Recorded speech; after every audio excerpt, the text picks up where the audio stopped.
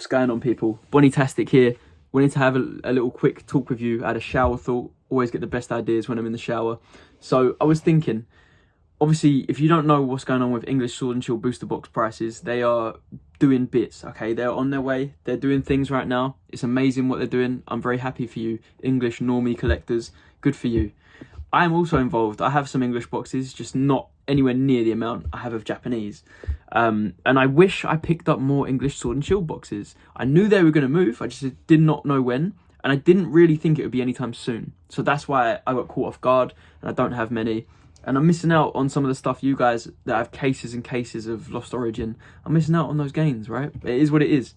I was focused on Japanese. So anyway, point of this video is going to be the fact that the best time to have bought those English Sword and Shield boxes isn't right now. It would have been a few months ago. It would have been when less people were talking about it. It would have been when there was less YouTubers going, oh my God, Astral Radiance, and all that. Like, the best time to have bought it wasn't right now. It was when people were not talking about it. And you know what people aren't talking about right now as much?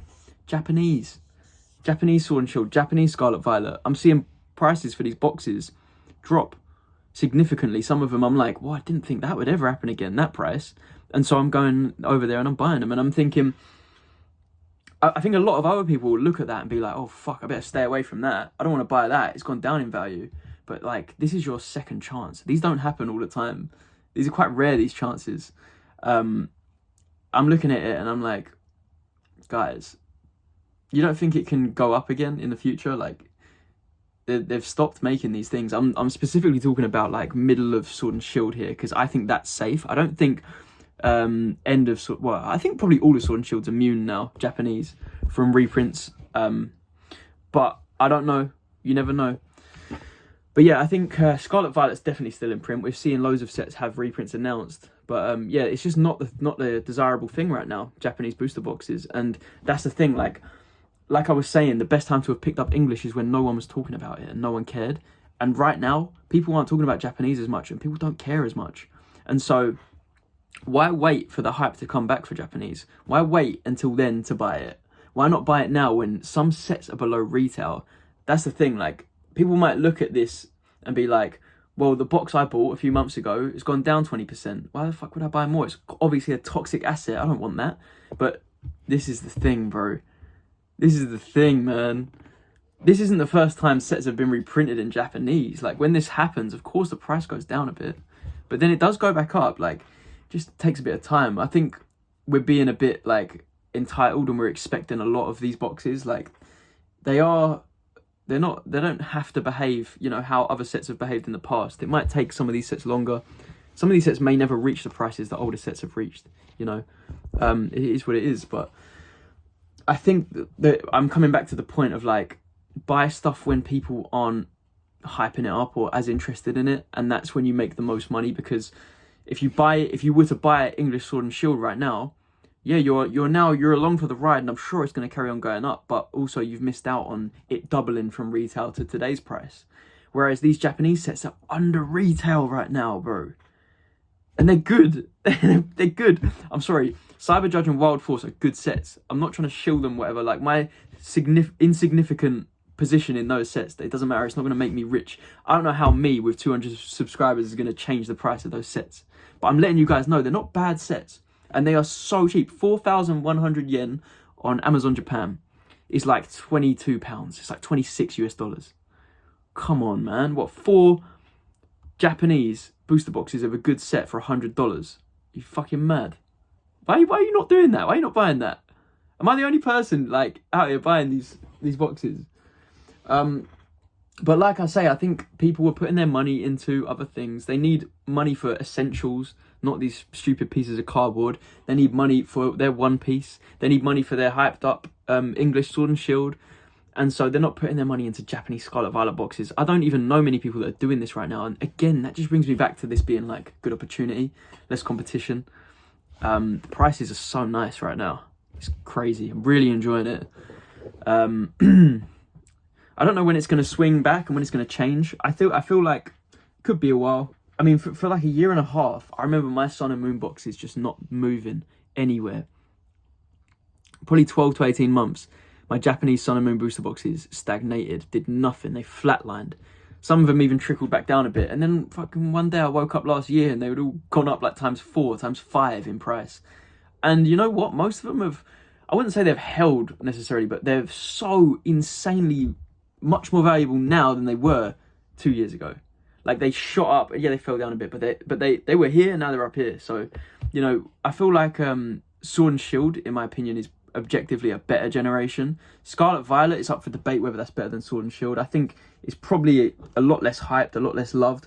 People have a less connection to it, but still think it's not that bad at all. It's probably better than Sun and Moon still.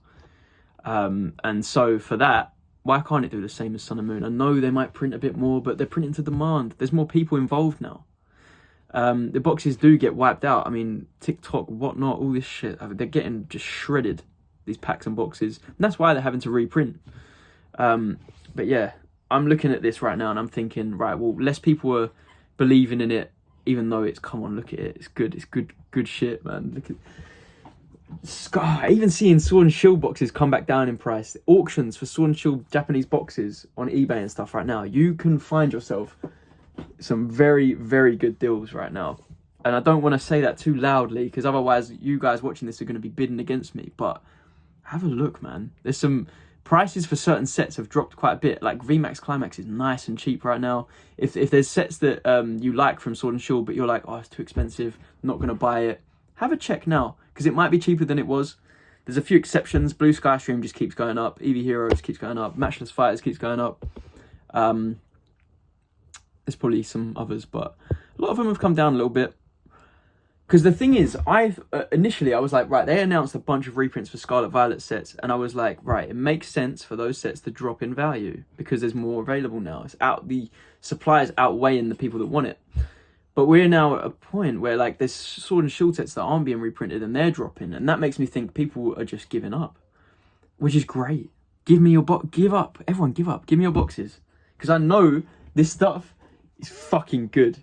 It's fucking good. Like Sun and Moon, yeah, Sun and Moon's great. They might have printed it a little bit less, but there's no alternate arts. Oh, well, there's alternate arts, but there's no VMAX alternate arts. There's no. If you guys don't know, the rarity of VMAX alternate arts is so much higher than normal alternate arts, and only half of Sword and Shield has VMAX alternate arts. So those sets have so much fucking potential.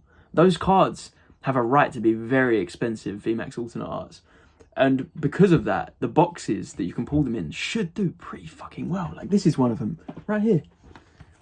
This set doesn't just have the Shadow Rider VMAX alternate art. You've also got like a couple waifus that are quite expensive. Caitlyn. You got the Zero Aura normal alternate art in here. Like, and I mean, this wasn't like overprinted. This is 2021. This is 3 years old now. Sets like this are finishing on auction for like 75, 80 pounds. And I think in a few years, 30th anniversary, people are going to look back at a set like this and be like, oh my God, what were we thinking? Why did we sleep on that?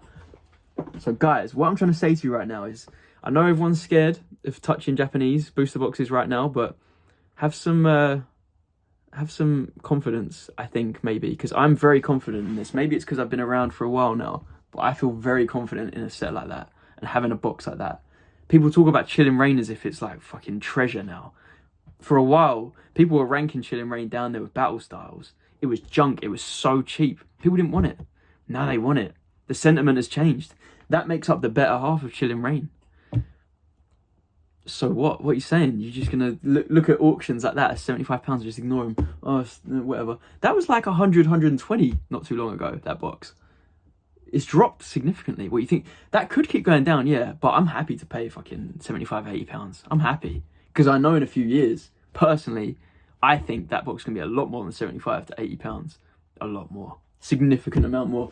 And that is why I'm happy that I got that, and I'm going to be buying more.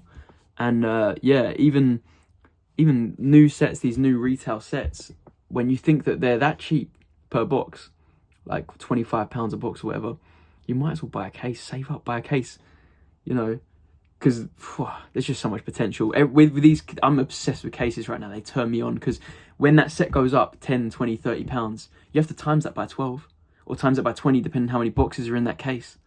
So that, what's that, 30 times 12? What even is it? 360 gain.